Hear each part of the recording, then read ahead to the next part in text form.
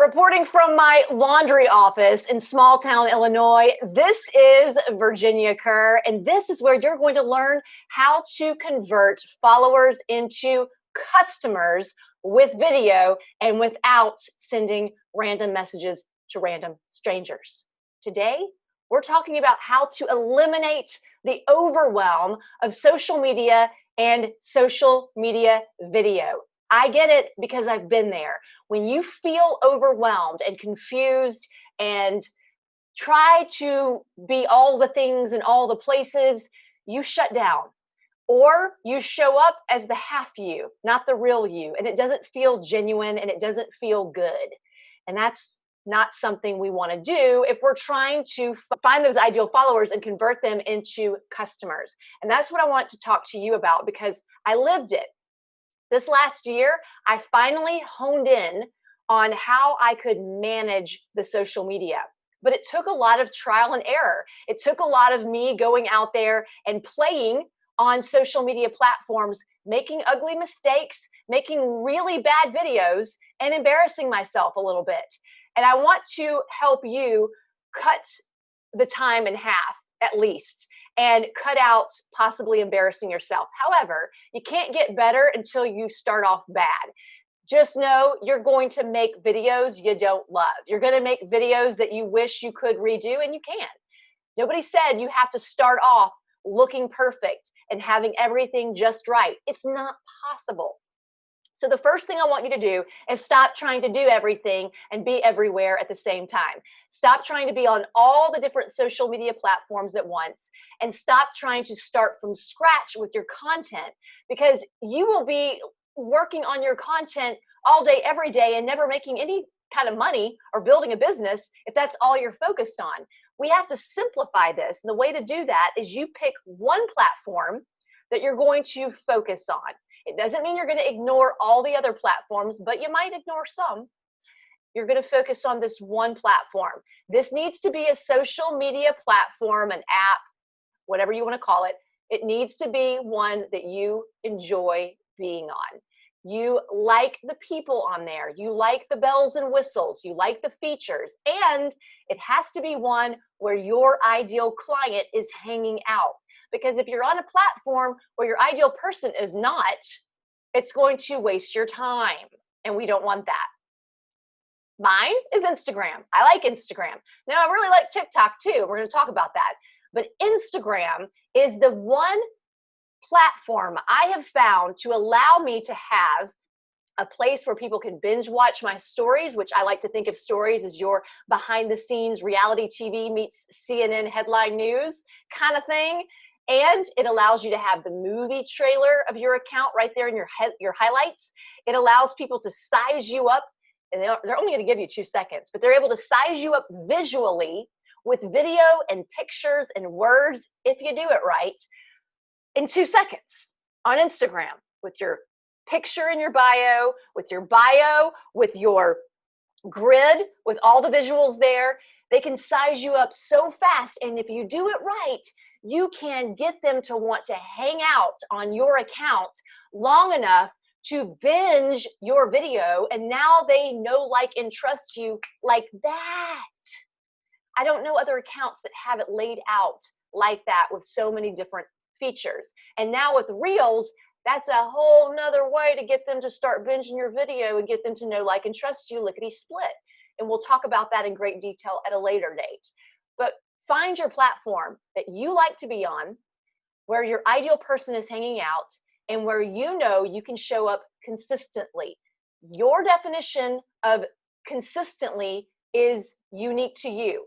We are all starting in different places with different experiences, different schedules, different personalities, different businesses. What you need to figure out, and this is number 2, is you need to figure out how often you're going to show up on this platform of choice with regular posting with copy and with video. You need to find a baby goal that you are going to do. Even if it seems ridiculously simple, that means you're going to do it. Because if we go too big too soon, we will shut down and we won't be consistent. And when you're not consistent, people forget about you. When you're not consistent, the algorithm forgets about you and doesn't send your content to more eyeballs. And we need eyeballs if we want to convert followers into customers. So pick your platform, pick the number of videos and posts that you are willing to post in a week. This is going to change, so it's okay if it's really small. We need to master the simple, then we can add on. We can add on more platforms, we can add on more content, we can add on more bells and whistles to our videos. The videos need to start off simple too. And the next thing you need is a plan. You need to figure out what your big goal is. What is the picture that you're trying to create for your life? What do you want your business to look like in the future? What do you want your everyday life to look like in the future? And who do you want in that picture with you? I'm talking about who do you want to have as a customer, as a client? Who do you want to spend your time with? We are not here for a wham, bam, thank you, ma'am. Let's get somebody signed up so we can make a little tiny commission this month and then never see them again because they were not the right fit. You need a plan. You need to know who you're talking to. You need to know what kind of problems you solve that's going to help this person that you really want to work with. And you need to figure out how you're going to use your video content to educate them on the problem and show them that you are their person to help them solve that problem. What is your plan? Going back to me, because I said I would share with you how I started this really messy process. I started off on Instagram. I really didn't know what I was going to do. I just knew that I wanted to figure it out. I'd spent so much time resisting learning this new platform that it was like I began to build some kind of hate toward this app because I didn't understand it. And then I realized, no. This is called life. And if you want to continue to build your business and continue to innovate and be relevant, you've got to figure it out. And so I jumped in and I figured it out, and it was ugly. And I've been in television for over 20 years, and still my first Instagram story video was ridiculous. But I told myself, all you have to do is show up for 15 seconds and talk on video. That was the only criteria. Just show up, talk on video, 15 seconds. That was it. And then I gave myself these goals every day. This is exactly what I teach in my online course, This is Video School. I help people figure out who they're talking to, what they're supposed to be talking about, what their baby goals are, and we create and design a system that helps them build off of that so that they enjoy video, they're not overwhelmed by it, and they look pretty kick-ass doing it because now they know the basics, the fundamentals of storytelling, of shooting a video, of editing a video. Not too much too soon. We don't need lots of bells and whistles. If you've got good content, you don't need to be flashy.